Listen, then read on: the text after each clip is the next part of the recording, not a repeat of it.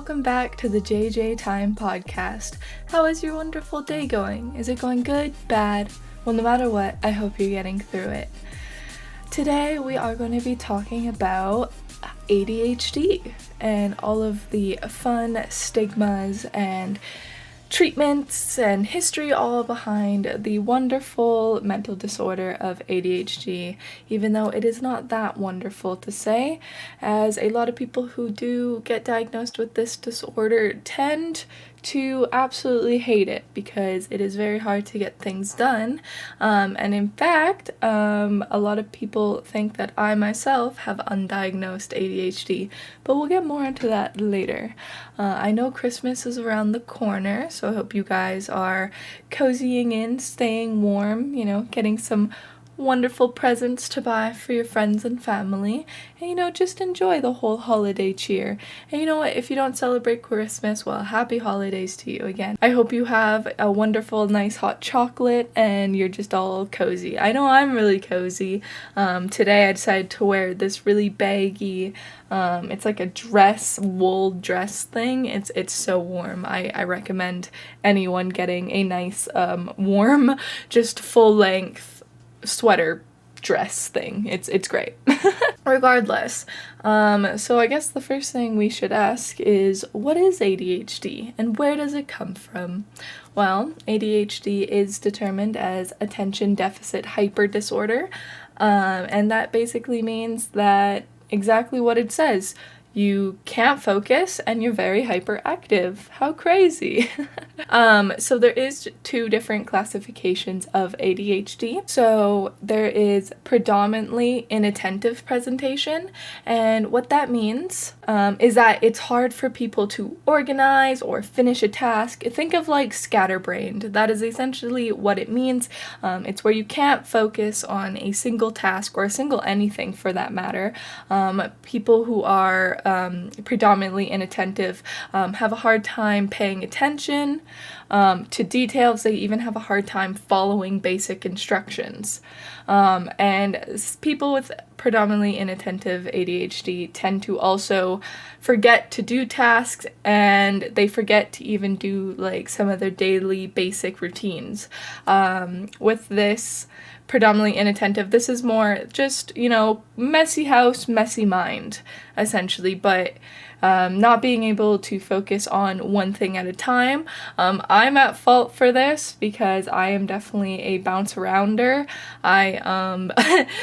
I remember I was cleaning a couple days ago and I had to do the dishes. Essentially all I had to do was the dishes and the floors. And I remember going to the dishes, thinking that I needed to clean out the fridge, so I completely tore my fridge apart, put it back together, because I was like, okay, now it's clean, now it's all organized and pretty. So I'm like, okay, let's do the dishwashers now. So I undo the dishwasher, and I'm putting dishes away, and then I remember, oh my gosh, I got this package yesterday for some string lights for Christmas, and so I went and put up those string lights while the dishwasher is still open, and then it wasn't until I came back and was like, oh, yeah, I gotta put the dishes in the dishwasher, and then I finally did it. It took me like 3 hours, but I don't... But a lot of doctors seem to think that, oh no, you're just messy, like, it's fine, like, that's normal. It's like, I don't think it's normal to forget that I had dishes to do like 3 hours ago and did like 10 other things. Don't get me wrong, I am not personally diagnosed with ADHD, so I don't really necessarily have a say, but I am like 75% certain I have adult ADHD, but we'll get into that more later. So the second ADHD that you can be diagnosed with is predominantly hyper impulsive presentation, and what this means, it's the more hyper side of it. So this person is really fidgety. People who are diagnosed with this essentially can't sit still. They need to wiggle, they need to move, they need to, bite their fingernails, scratch themselves, whatever it does to keep their mind busy. Smaller children may run and jump and climb everywhere constantly. If you've ever heard of, the terrible twos where they run around and wreak havoc in the home, well, if they're doing that after they're terrible twos, then trust me, they might have ADHD. I am more this one, I would think, if I was diagnosed, solely because people who have hyper impulsive presentation, they tend to interrupt people a lot, and I am so bad for this. If you have a conversation with me in person, just know that I am going to interrupt you 1,000 times, and it's not even a bad thing. Like, I wish people would understand that people with ADHD and people who struggle with it, we're not trying to interrupt you to be mean. We're interrupting you because we have that thought in our mind at that moment, and if we don't say it right there and then, we might forget about it completely. And this has happened to me with Ryan. Whenever I talk with him, if I interrupt him, he'll be like, hey, don't interrupt me, like, let me finish talking. And I'll be like, oh, okay, yeah. So he finishes talking, and then he'll be like, okay, what did you want to say to me? And I'd be like, I have no idea, because I only knew about it in that moment, you know what I mean? But it's very hard for people with hyper-impulsive to listen and follow directions. And they also, it is proven that they are more likely to get into accidents and are prone to injury due to their impulsiveness. For me, growing up in high school, my impulsiveness was shopping. My mom actually had to teach me the term window shopping when I was 17 because I had such a problem with it. Don't get me wrong, I've never had problem with money and like spending over my limits, but it was so bad that I would walk, no matter what store I would walk into, I would buy something. I would have to buy something. And I don't know if it was whether the guilt that I walked into a store and didn't want to feel bad, but it got so bad. I remember we were in a trip in BC. We were in Vernon, and then we went up to oh my goodness, where? I think it's somewhere in Vernon, where it's like a big, yeah, I think it was Vernon.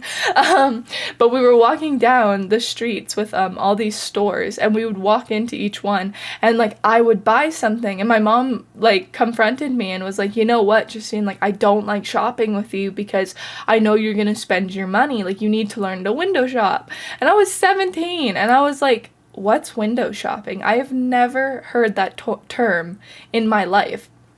And she's like, well, you know, like, it's when you go into a store and window shop. You think that you have no money, so don't buy anything.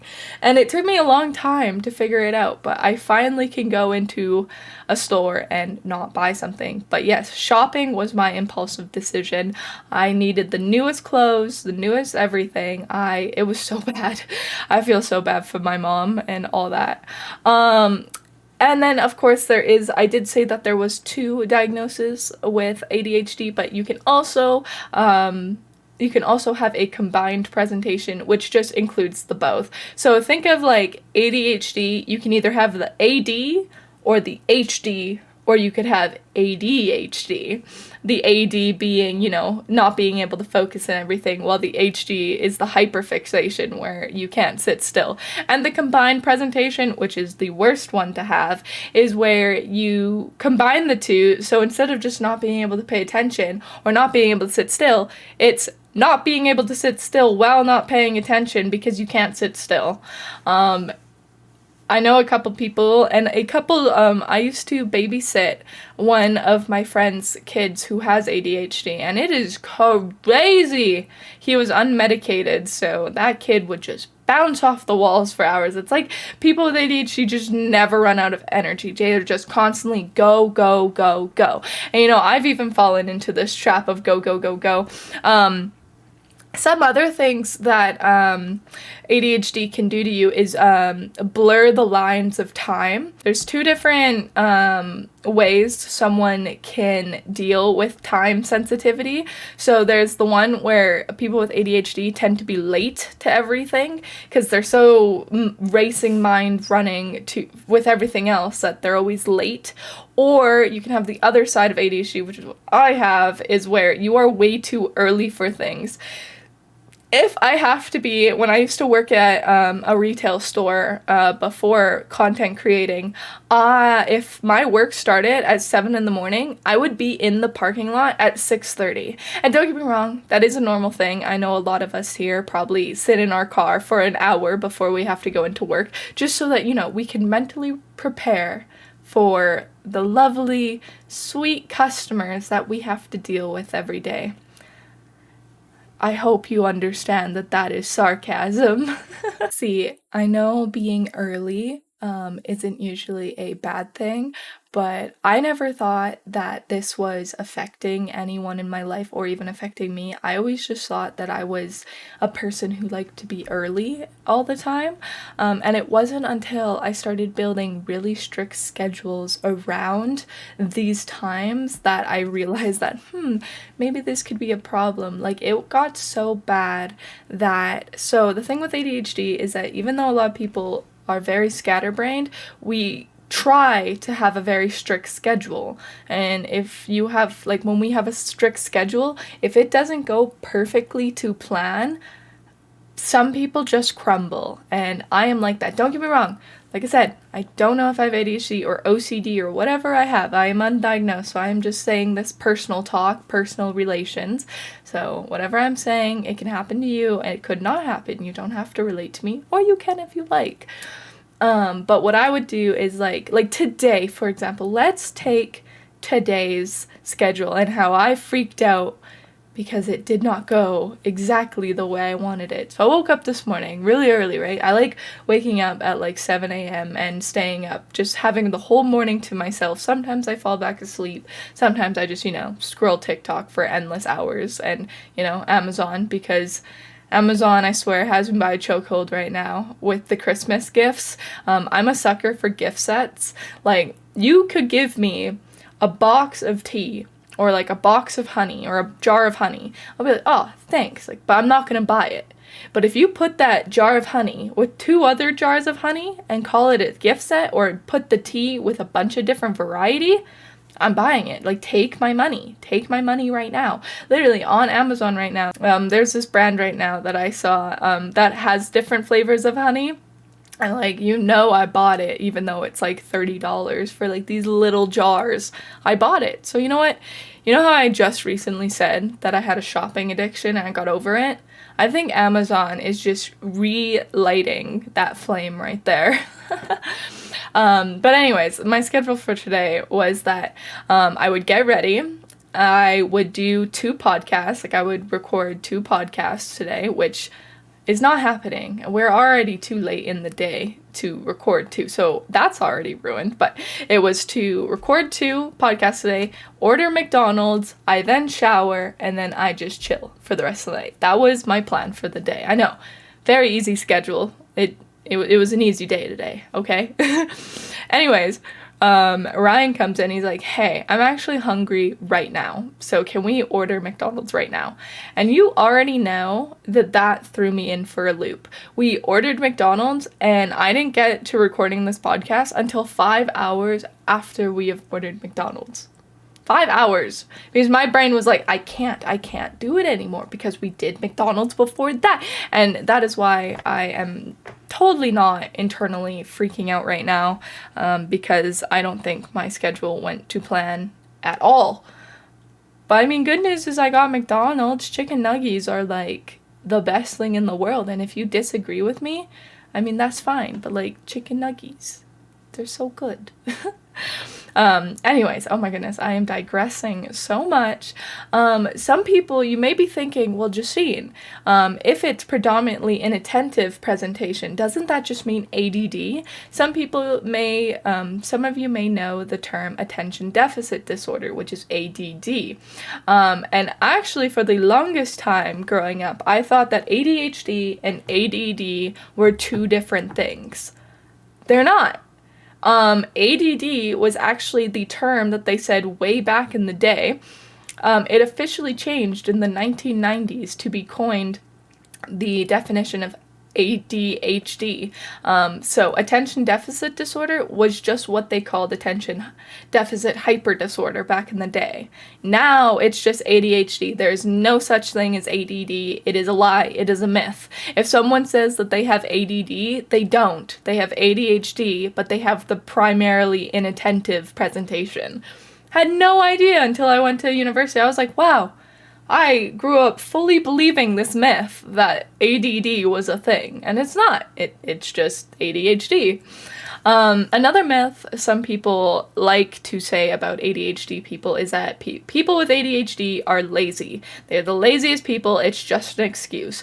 And it's actually not, because what's going on in your brain when you have attention deficit hyper disorder is that your brain is overproducing dopamine.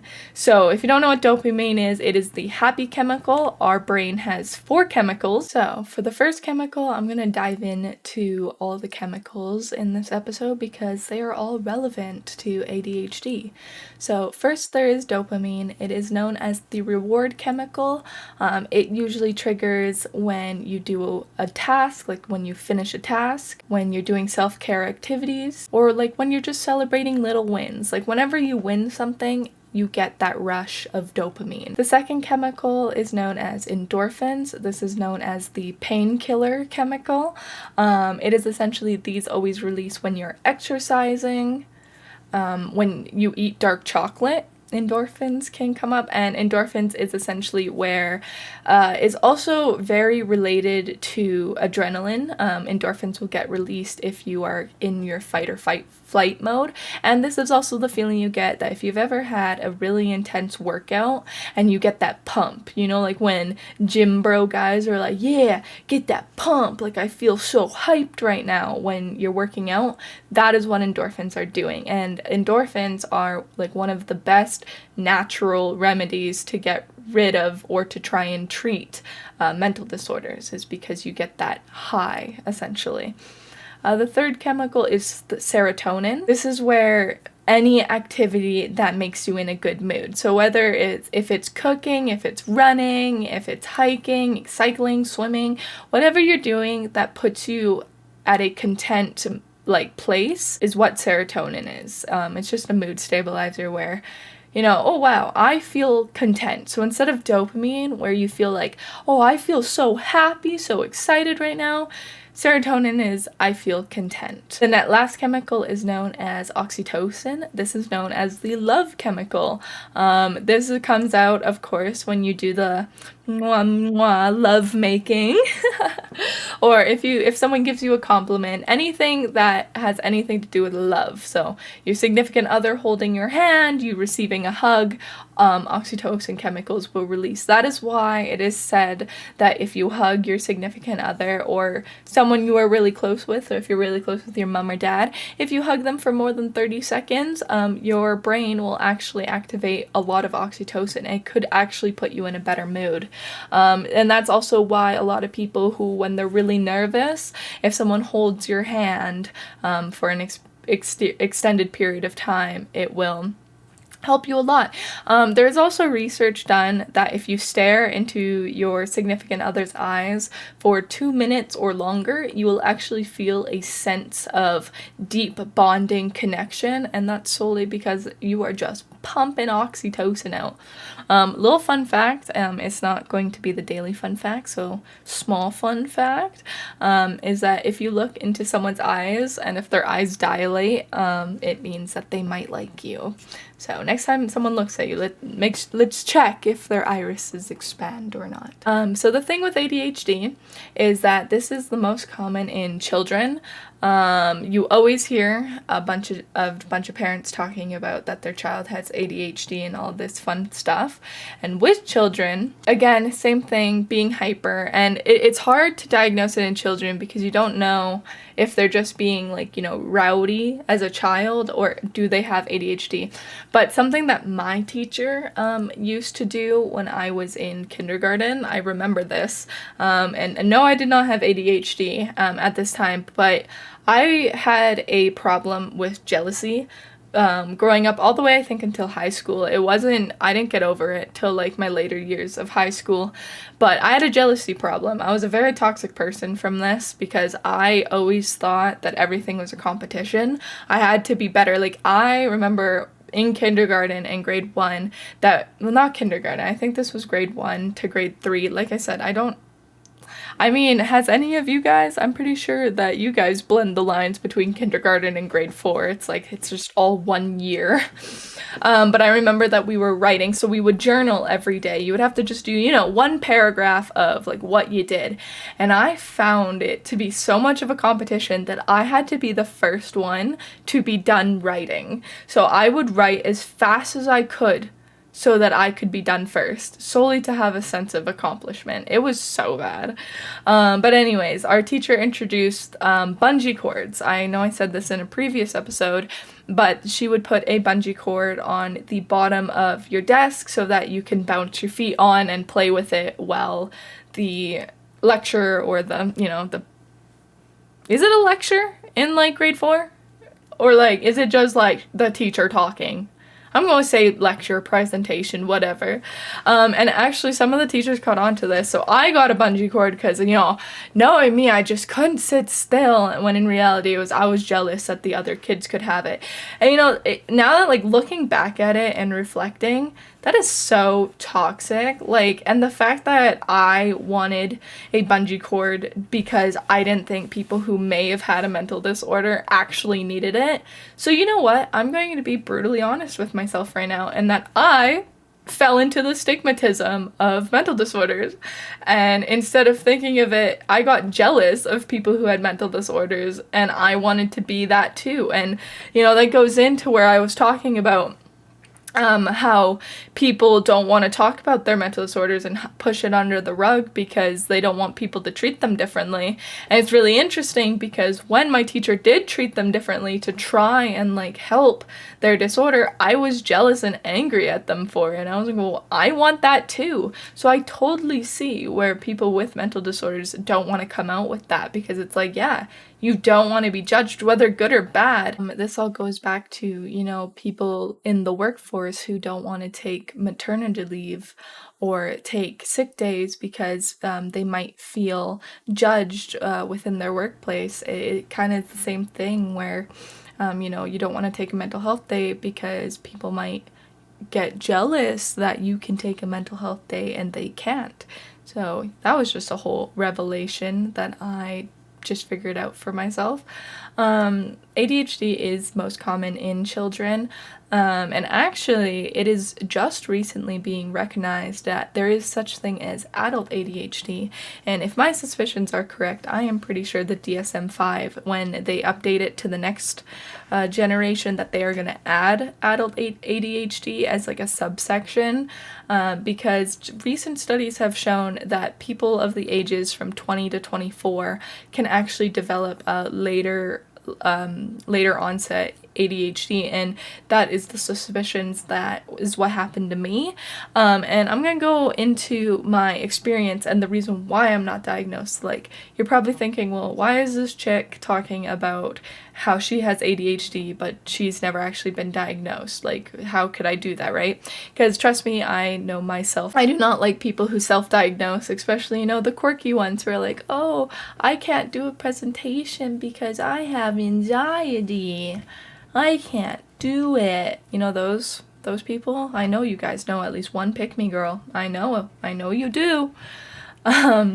Regardless, I went to 3 different doctors, and I have each, I've said this again in a previous episode, that I've been to 3 different doctors, and I have each told them that, hey, I am suspected to have ADHD. A psychologist has told me this, and that I didn't want to go through Access Mental Health because he said that I didn't have to because I already got diagnosed. So when these symptoms were becoming worse and worse, I decided to go get checked by a doctor. First, I went to the on-campus doctor where I went to university, and he basically said that he had to fact-check me, that he thought I was lying.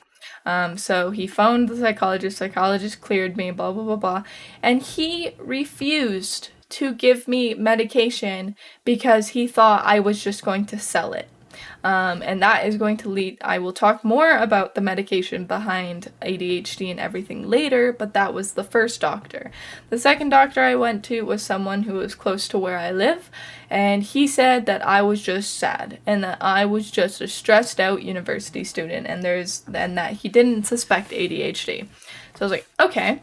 So finally I waited, and this was like 7 months later. I was like, this is getting ridiculous. It got to a point where in university I could open up a textbook, but I couldn't do anything with it. I would just stare at the pages and not actually get I couldn't learn because I was just all over the place, and I just couldn't learn. I couldn't read at that point. So finally I went to the last doctor, and this doctor was the worst because they straight up said, I know you want it. I know you just want the drugs. I'm not giving it to you. And, you just have to deal with it. Because, again, it's the whole thing where if I had ADHD, I should have got diagnosed younger. And this doctor said that. They said that if you would have had ADHD, you should have got diagnosed years ago. Like, there's no way that you could just be getting it now. And then, fast forward 3 years to where we are now, and sure enough, there's reports coming up about adult ADHD. And it really sucks because people who have ADHD are just coined as lazy or not a person with no motivation. And it's like, well, no, I'm actively trying to get help, but you're not helping me. It's so annoying. This leads us into what are the different causes of ADHD and what can come about with it. And of course, my favorite with almost every mental disorder is genetics. If your parents have ADHD, you are more likely to have ADHD as well. But scientists are trying to find out if it can be led to other injuries. Some people suspect that if you get a brain injury, you're more likely to get ADHD. If you are exposed to environmental factors, so if you are pregnant and get exposed to lead, your child is actually at a higher risk for ADHD. Low birth rate, premature births, all of this stuff can lead to more chances of your kid having ADHD, which is really interesting. I wonder what scientists are gonna try and find out to see if if premature babies do have ADHD, and why is that? Is it because certain parts of their brain aren't wired correctly? I don't know. We'll have to figure that out, I guess. So I guess now we can get into, well, if people have ADHD, how is it treated? And with this disorder, in most cases, psychologists will try and say that behavior therapy is the best way to go, and it is also the first line of action if you suspect that your child has ADHD. Children between ages 4 and 5, they tend to go through behavior therapy first, as well as most therapists will try and get the family involved and make sure that the family knows how to help their child with ADHD, whether that's specific exercises, routines, whatever it is. But that is the first line of action, because the thing with ADHD is that a lot of doctors don't want to go to medication right away, and I also have my own opinion on ADHD medication. So if the first line of that doesn't work, and that's after multiple follow-up, the thing with ADHD is that it is hard, especially when you're a child, to get diagnosed, because again, you don't know if it's just a hyperactive child or if it is ADHD. But so they will do multiple follows-up, see if there's any changes done, see if they need to do anything else, and if that fails, if all else fails, they will go to medication. Before I get into what medication they use, I will say some natural supplements that might work before you get into the stimulants. You can try omega-3s, so fish, or actually just taking the omega-3 pill, like fish oil or anything like that. That could possibly help. It is a beneficiary, since omega-3s help make certain chemicals in the brain, like dopamine and serotonin. You can also use L-thymine, and that's actually something I use every single day. So L-thymine is a relaxation natural supplement. I have noticed that it makes you stress less. So if you're stressed out, or just have a very busy mind, I would say try it. You can get it on Amazon, I think, for like $14 or something for like 100 pills. At least that's where I got mine. And they seem to work. It elevates certain levels in your brain. It also taps into the focus center of your brain. Whether you believe natural supplements work or not, I don't like the whole holistic view of like using essential oils and stuff, but I am true to that certain natural supplements can help you. Like, you hear it everywhere that ginseng or ginger can help elevate your energy and create less bloating. Like, there is some natural chemicals that do work. So that's what I use, L-thymine. Try it out if you want to try it. I've also heard that there is other over-the-counter medication that you can get that can help with focus. Essentially what you're looking for is medication that helps you focus more. Since with ADHD, what happens to a person and like why they can't do the task is, so there's this thing called, we've been talking about hyperfixation or hyperactivity. Well, hyperfixation is one of the symptoms of ADHD, and it is where you get so engrossed in a task that you can't do anything else. So there's like, again, the two options where you either are scatterbrained and can't get anything done, and then there's the other one where you try and you do only one thing, the specific thing, and that's why you hear a lot of people who have ADHD pulling apart their fridge or pulling apart their house because they need to clean a specific area. And the thing with hyperfixation is the reason for this is because since people with ADHD have copious amounts of dopamine, what happens is that when they are doing a task that they enjoy or get hyperfixated on, there is a huge surge of dopamine running through them. But the issue is, and what's different from normal people to people with ADHD, is that the dopamine drains super fast. Think of like a bucket just immediately getting poured out. That's exactly what dopamine is. You go from 100 to 0 very quick. And that's what causes burnout, and that's what causes the laziness that everyone says. And it's not laziness, it's just complete total impairment of not being able to do anything, and that is solely because all of your chemicals are really low. So if you find any supplements, natural supplements, medication that raises your dopamine, I would try that before ADHD medication. Now, on to the talk of medication and why I personally don't think kids should be using it. So if you guys do not know, ADHD medication is stimulants. The most common ones you may know are Adderall. That is the most famous. It is also a kind of street drug, but I'll get into that. There's Adderall, there's Vyvanse, Ritalin, Citroflam, I think the word is, and then you can also get just any variants of that. And what they all are is they are amphetamines. And if you don't know what an amphetamine is, it is very closely related to methamphetamine. And if you don't know what methamphetamine is, it's meth. It is what people smoke on the side in back alleys and ruins your life type of thing. That's what methamphetamine is.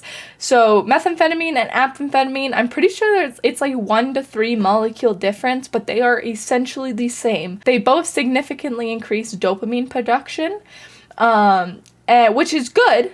Don't get me wrong, and the reason why a lot of ADHD people need these stimulants is because, like I said, they go from 100 to 0 really quick doing tasks and activity. So what the stimulants do is that they make sure that your brain is getting consistently pumped with dopamine and, happy chemicals to make sure that you can hold your focus longer. So with this, I personally know Adderall and Vyvanse the best, so I'm going to talk about those two. I'm pretty sure Ritalin also falls more into Adderall as well, but the difference between the two is, so depending on how severe your ADHD is, you can get either Adderall or Vyvanse. So if you tend to have really big crashes, really intense ones throughout the day, you will most likely use Vyvanse, because Vyvanse is a short-releasing drug. It is also, a lot of people and a lot of teenagers who use it when they don't have ADHD don't know this. So here is what I've been wanting to talk about, the climax of the podcast, if you must, is that, so Adderall and Vyvanse are also known as a study drug. In 2018, there was a documentary done called Study Drugs on the Brain, or Study Drugs Changing the World, something like that, and it is essentially becoming as bad as the opioid crisis that is going on in our world right now, which, opioids is technically a pill, so it's just more pills to add to opioids, but it's not an opioid, it's an amphetamine. So the reason why you'll hear a lot of Vyvanse and Adderall use because of university students or high school students, but you more or less hear it in university. That is how I actually got introduced to Vyvanse and Adderall, and it was way before I even learned about them. It was because it is so regularly used in universities. And the reason for this, and I have a funny story about it, about these drugs, is that if you do not have ADHD and you use, let's say, Vyvanse or Adderall, what happens is that, yes, you will get way high feelings of euphoria, you will hyperfixate on stuff. You hear people who take Vyvanse or Adderall that they, literally pull apart everything and make sure that every single thing is spotless. This is like the whole thing where you rearrange your whole closet, you rearrange your whole house, etc., go on huge cleaning sprees. Or, again, the main reason is to study intensely for tests that are coming up, because if you don't have ADHD and you are getting pumped with dopamine and it's a stimulant, so think of coffee as 1%, Vyvanse is 99%, essentially. So I have my own experience. I have taken both Vyvanse and Adderall. Yes, I know. Sorry, Mom and Dad. I was involved in the study drug era, and I would use it in my first year of university. I no longer use it. I haven't used it for 2 years. But my funny story is that the first 2 times when I tried it, I felt normal. I'm not even so I tried 20 milligrams my first dose, because if you don't have ADHD, 20 milligrams is all you will ever need, or else you are going to run into the risk factor of serotonin syndrome. If you don't know what serotonin syndrome is, it is essentially, this happens the most with amphetamines and stimulants, and it is potentially life-threatening. So it affects your peripheral and postsynaptic 5-HT 1A. I know that's probably gibberish to you guys, but it is essentially specific receptors in your brain that produce your serotonin. And what it does is that if you take way too much serotonin, i.e. stimulants, let's say you take 70 milligrams of Vyvanse or Adderall, your first go, you are at risk of getting serotonin syndrome. And the side effects include confusion, agitation, sweaty palms, palpitating heart, dilated pupils, essentially someone going into an overdose, more or less, and you do tend to feel really nauseous. But the reason why this can be potentially life-threatening is because too much serotonin can kill you. If your brain gets overloaded with serotonin, it can lead to passing out and even heart failure. And that is a huge reason why children are not immediately given this medication. It is because, just in case, serotonin syndrome might be a cause. In extreme cases, if you are or suspect yourself that have serotonin syndrome, immediately go to the hospital. Sometimes it is just waited out. Let's hope that your levels clear out. Or in extreme cases, you will get periactin, which is a serotonin killer. It will essentially wipe out all of your serotonin. Think of it like if someone is overdosing on opioids, why you use Naxalone. If you don't know what Naxalone is, they are kits that you can buy in, I'm pretty sure, any supermarket, or what's it called? It's not a supermarket, but it's where pharmasaves are. Pharmasave, Walmart, no. Pharmasave, Shoppers Drug Mart, is it a drugstore? Any pharmacy, I think is the word, do sell Naxalone kits. And what they are is that if you do see someone overdosing, you can give them a shot of naloxone and it will bring their levels down and hopefully stop the overdose. So periactin is the exact same thing. It's to hopefully stop the serotonin from producing so that you don't die. But back to the drugs, back to drug talk. With Vyvanse, so it is a slower release if you keep getting crashes and stuff. Vyvanse will take up to 8 to 10 hours of being fully used, so you will go the whole day being on the stimulant, whereas Adderall is more of a 4-hour thing. So once you take it, you wait an hour, it will work for 4 hours, and a lot of people report that Adderall, you get more irritable and harder crashes. But most people take this if that instead of the hyperfixation or the hyper inattentive, you take Adderall more just so that you can have those concentrations for the 4 hours. Vyvanse is more for hyperfixation, where if you can't sit still, Vyvanse is going to help you try and sit still, essentially. And also, the reason why doctors are more using Vyvanse, more than any other ADHD medication is because going back to study drugs, Adderall can be snorted, and you will see at a lot of parties that people will snort Adderall. I've seen it myself. I can't do it. I'm sorry. There's no way you are making me sniff a powder up my nose, because it freaks me out how the powder goes like straight into your brain and bloodstream. Like I can't do it. I can't do it. But with Adderall, you can crush it and snort it. With Vyvanse, it is only able to be used if it's digested, which is great because if you try and snort it, it does nothing. And the reason why people do snort it is because you get the stimulant effect within seconds more than having to wait an hour or two for it to actually kick in.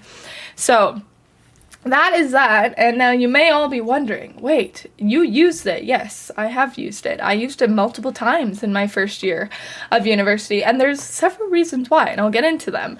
So like I said, the first 2 times I took it, I only took 20 milligrams. I felt normal.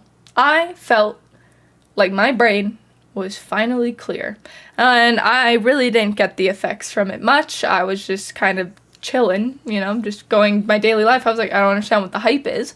And it wasn't until one of my friends at the time gave me one of her pills, and her pill was a 40 milligram of Vyvanse. So going from 20 to 40 milligrams is a huge jump. So most doctors won't ever prescribe you over 40. In extreme cases, if you have extreme ADHD, you can get prescribed 70 milligrams, but a lot of doctors argue that that is way too much and that you will become way too dependent on it. And this is something I want to talk about getting dependent, but I'll get into that in 1 second. So I took this 40 milligram pill, and I remember this like clear as day because it's way different. I still felt clear, but I did get the euphoria effects and the effects of what it feels like. Because the argument is, it's not actually proven, but a lot of people and a lot of doctors do talk about it. And this is where people with ADHD and people without ADHD feel the stimulant or amphetamine effects exactly the same. So even if you have ADHD or you don't, you will react to it the exact same way. The only difference is that people with ADHD do benefit from the more focus, while as us people without ADHD, we just hyper focus. So instead of just going on focusing on your essay, people without ADHD will hyper focus. So it's essentially, you can make the argument that ADHD medication makes you have ADHD if you don't have it, but I guess in all the most benefit way possible. So I remember this, it was 11 a.m. and I took it because I had this huge biology test. And to put it in perspective, the midterm, I failed and got 28%. My first midterm of university, and I got a 28% after being like a straight A student in high school, was a huge reason, I guess, why I sampled these drugs. And so I remember I was on my bed and I was looking at my phone on TikTok, and an hour goes by because it takes an hour to like get to your system, and I just feel it. And I'm like, oh my God, like I'm ready to conquer the world, essentially. I was on TikTok, so the thing with ADHD medication, and even with normal ADHD, doctors will tell you to do this, that if you have something important to do, do it before your medication hits, or else your medication might screw you for the day. So I fell into the trap of watching TikTok, and I sat on my bed from 11 a.m. to 11 p.m. 12 hours. I scrolled through TikTok for 11 hours. I didn't even leave my bed unless I had to go pee. I think I had to go to the washroom once. And I did not leave my bed. And then, to make it worse, I have to study for this test. So 11 p.m., I finally get to my desk. I finally break out of the trance of TikTok, and I go to my desk. From 11 p.m. till 8 a.m. in the morning, I studied for my test. I did every note in the book, every quiz I could do, I did it. And here is the part where you're like, oh my god, with all that studying, you must have got a great grade. I didn't. I got 58%. And this is something I want to tell you guys. If you guys up to this point have been like, wow, she is really making study drugs sound amazing. It's not. Because it is scientifically proven, and I literally just read up these articles just this year in university, that study drugs actually do more harm than good. Because when you are using stimulants without ADHD, you don't actually retain any information that you are studying. If you have ADHD, you can retain it because, your brain sucks already at trying to remember stuff, so of course, ADHD medication will help with that.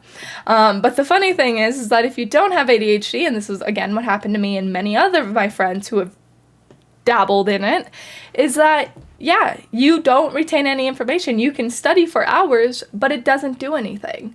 And heck, I tried it a couple more times after that, but I essentially only used it to clean my apartment at the time, or my dorm room, because it is good for cleaning, but the only issue is, again, if you get stuck on another task, you're screwed for the rest of the day.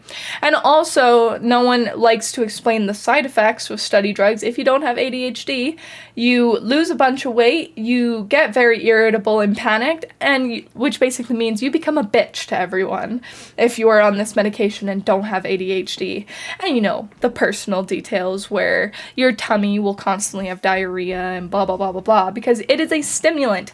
If you are one where coffee makes you poop, you are going to absolutely explode yourself if you use ADHD medication if you don't have ADHD. Because again, I know it's a hard concept to grasp where it's like, well, I don't understand what the difference is if the ADHD medication feels the same for both people. The difference is that since ADHD people have their dopamine drained so fast, the stimulant helps them keep that dopamine. While for us, or normal people who don't have ADHD take it, since we already have normal dopamine, it spikes your dopamine. And this leads into the argument that the reason why you shouldn't get into this is because you can get very suicidal thoughts if you're trying to withdraw from this. This is also said to people with ADHD. The only sucky part with ADHD medication is that once you're taking it, you have to take it for the rest of your life, because you can try and withdraw from it, but it is very hard. It takes months to years to wean off of ADHD medication because they are stimulants. Like I said, amphetamines are a couple molecules away from meth. So it is essentially weaning you off from meth. And if you don't have ADHD and are using this for a study drug, you will get the feeling of despair symptom, especially if you take, because I know some people who take up to 100 milligrams for parties and all that stuff, and that's not good, because those are also the same people where the next day they want to literally put a gun to their head and shoot themselves, because with stimulants, they make you feel on top of the world, and when you're not, as soon as that dopamine and that rush is gone, so instead of crashing like ADHD people, you now no longer can produce dopamine. And that is the risk that people who with ADHD, without ADHD people fear and risk, is that you are now going to be dependent for the rest of your life on this medication, especially if you are one who have been using it, say, for months or even years. You can, like I said, wean off of it. Same thing, you can wean off of meth and heroin if you really can, but if you cut cold turkey, get ready for those terrible, terrible side effects, because just imagine never being happy, and not being able to feel happy. That is what stimulants will do if you overuse them and abuse them. Now, it's funny because I just read an article and saw a couple TED Talk videos about this, where there is now discoveries saying that people with ADHD are 3 times more likely to use drugs and alcohol as a coping mechanism than any other person in the world. And the reason for this is because, ironically, the most common ones is marijuana, nicotine, and coffee. You'll see a lot of people with ADHD, they absolutely love their coffee. Well, why is that? Why would you want coffee if you're already scatterbrained and all over the place, right? Well, it's a coping mechanism, and all of these things are technically stimulants. Nicotine and coffee, they are a stimulant.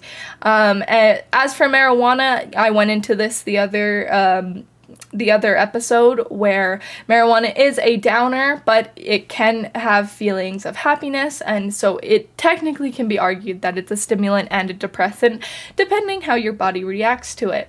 And the thing for this, and I've actually fallen into this for a while, it was about a year, again, this was my second year of university, I got a vape. One of my friends gave me a vape because they said it helped them with their ADHD, and they suspected that I had it, so I vaped for a year. And, it does help. It definitely is a good coping mechanism, but for me, I don't like vaping or smoking, so after the year, I cut cold turkey, because I didn't want to become addicted. And then again, I was only using 1 milligram of nicotine, so I can't really argue that I was using it to cope. I am more of an edibles person nowadays. That is my coping mechanism, more or less. I don't do it every night, but sometimes if a day is stressful, eating a nice little truffle can get you through the night, But yeah, so it was interesting to learn about that, because it's crazy that you can argue that it's a good thing that ADHD people do turn to drugs and alcohol, but it's also not a good thing, because, drugs and alcohol. But I would argue that nicotine and coffee are better than the amphetamines.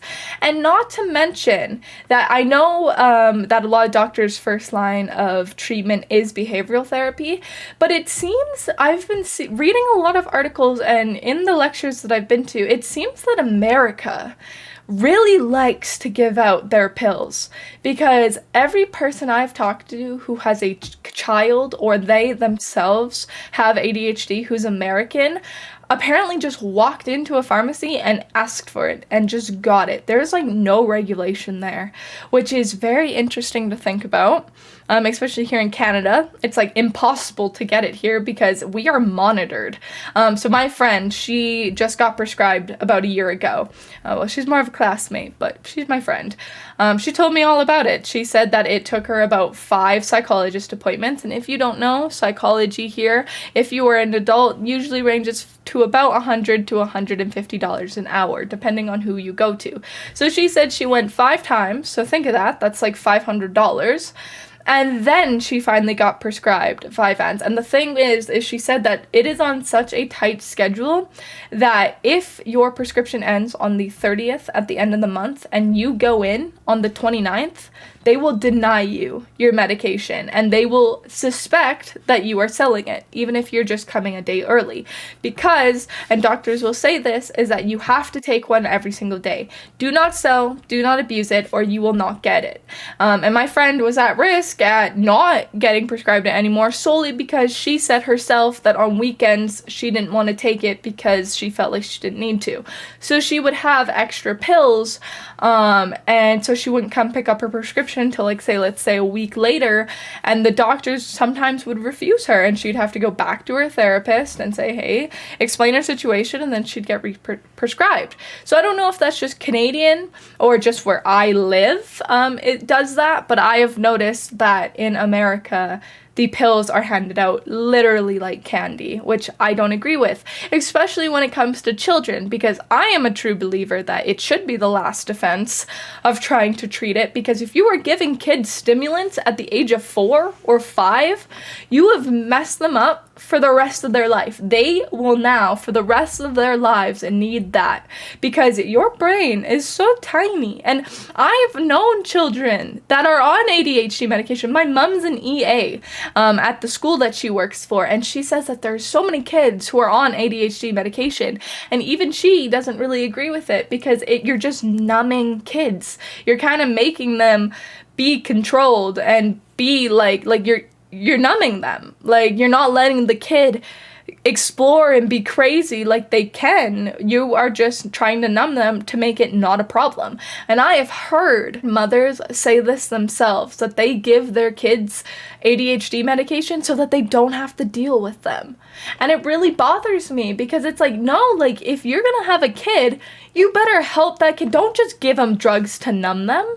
And it seems more and more nowadays that that's what's happening, that we're just giving kids prescriptions just so that they aren't a problem anymore. And I don't like that. I feel like that's why, if like your kid, you need to monitor your kid for years or for months to make sure that they actually have ADHD and that they do need it, and not the fact that you just don't want to deal with a hyperactive kid. Because I know kids who don't have ADHD. Heck, I was a babysitter my whole high school. There is going to be little gremlins that are tearing up the house, running around the house like they own the place, but it doesn't mean that they need to be medicated. But new studies have shown, and there is a new treatment that is coming out now. So the FDA actually just approved this, which it's called ETNS. This is external trigeminal nerve stimulation. That is a long word. Also known as ETNS. So this system is for children ages 7 to 12 who are not currently taking medication.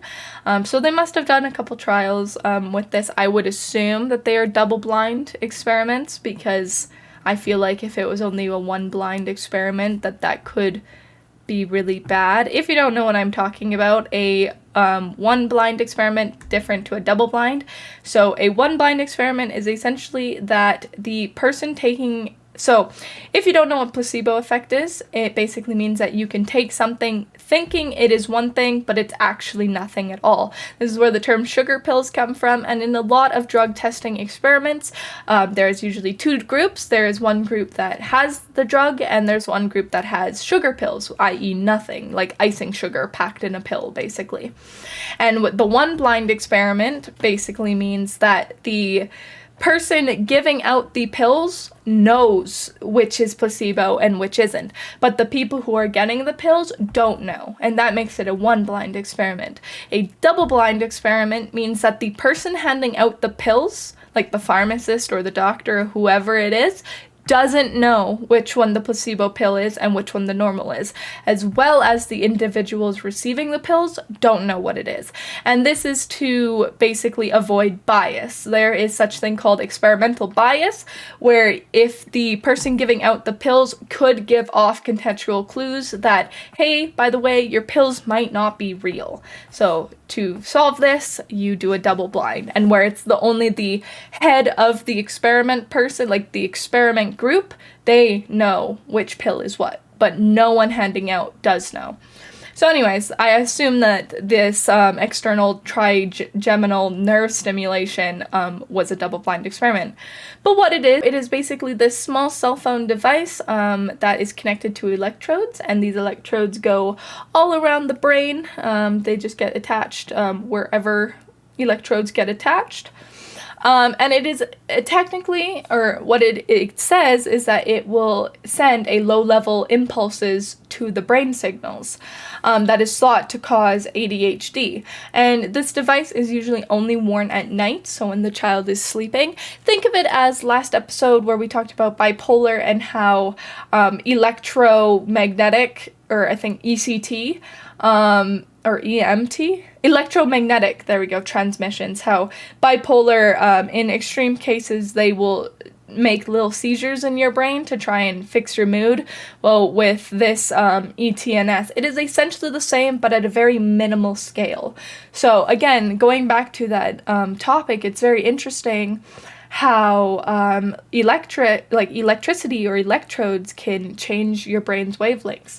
But I believe that ETNS could definitely work in the long run, because the thing with ADHD is that it is really just receptors not sending happy chemicals all the time. So if you wear this device at night and it sends the little electrodes to say, hey, brain, maybe give me some more juice, give me more happy juice, so that when you wake up you feel like, not like you're gonna have a dopamine crash. I definitely think it could work in the very long run. Like I said, this is just got FDA approved like within, I think, the recent years, I'm pretty sure.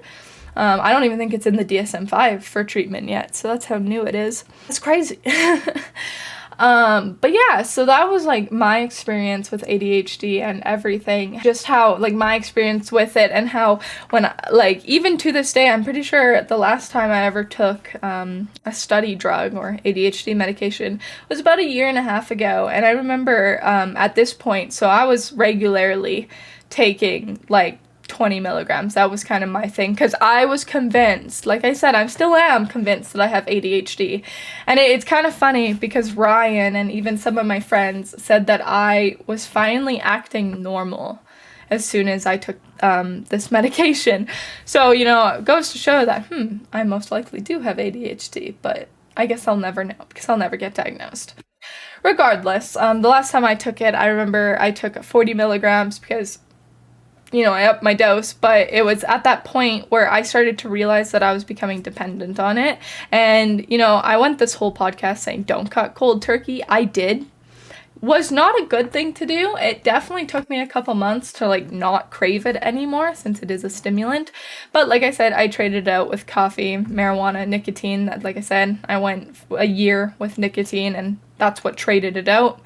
And I no longer need it anymore. And I myself have been trying to do my own behavioral therapy. Like I said, I have dependent personality disorder as well as adjustment disorder. So I've been working a lot with CBT, cognitive behavioral therapy, to basically say that, okay, if I feel overwhelmed and I'm doing 10 different projects, I need to rein back the horse and focus one thing at a time. Actually, there is this app that I use. This is not sponsored at all, but it's called Scheduled, and it is basically an online agenda that you can do every day, where it's just a scheduler.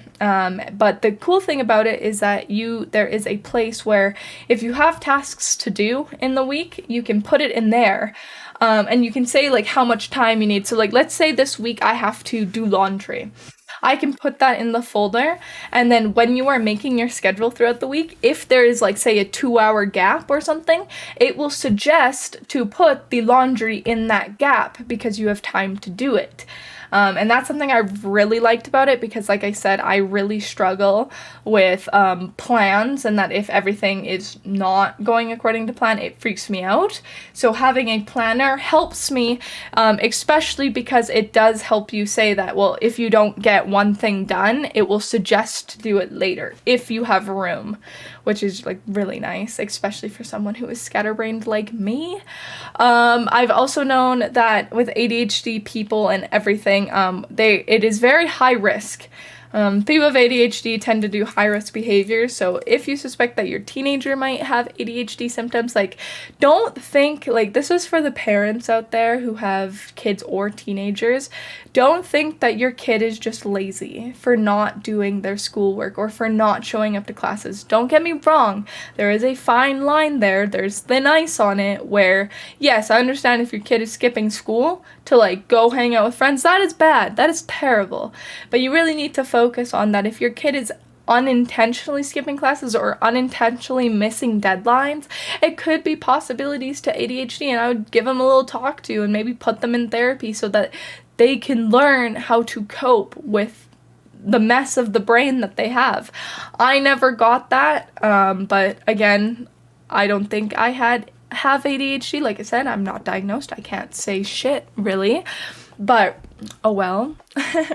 But no, seriously, if you do suspect that your kid does have ADHD, the number one thing you can do as a parent is help them. Help them out, because I swear, anyone and everyone who I have talked to who is in my age group or younger than me always feels like their parents don't help them.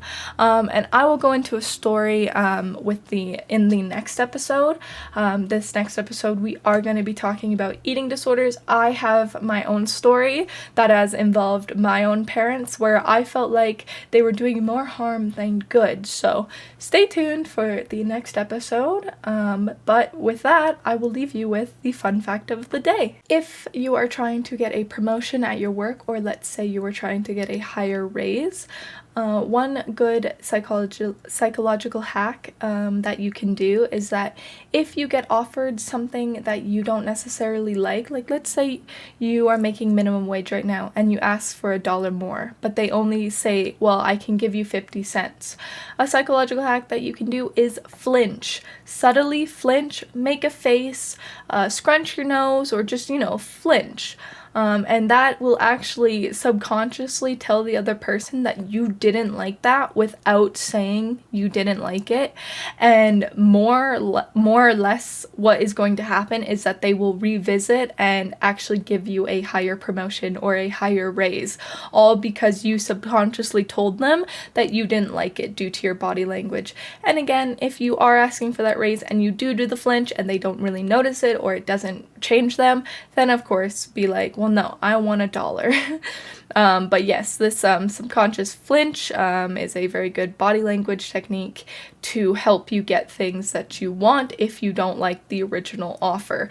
I have actually done it on my boss back in Swift Current. I'm so sorry, boss back home, but I did the flinch technique and I actually ended up getting a $1.50 raise. So I didn't believe it until I actually tried it, and it's actually a thing. So try it out next time, but make sure to not make it obvious, or else you might just look a little weird doing that. But regardless, guys, like I said again, we will be visiting different eating disorders, as well as I have a lot of personal experience with that, because here is a little side note. That is the mental disorder that I am diagnosed with, is an eating disorder. So I will have a lot to talk about next episode, and I hope to see you guys there. But for now, I hope you guys like, subscribe, comment, rate 5 stars wherever you are watching, whether that's Spotify, Apple, YouTube, Google, Amazon, wherever you're watching from.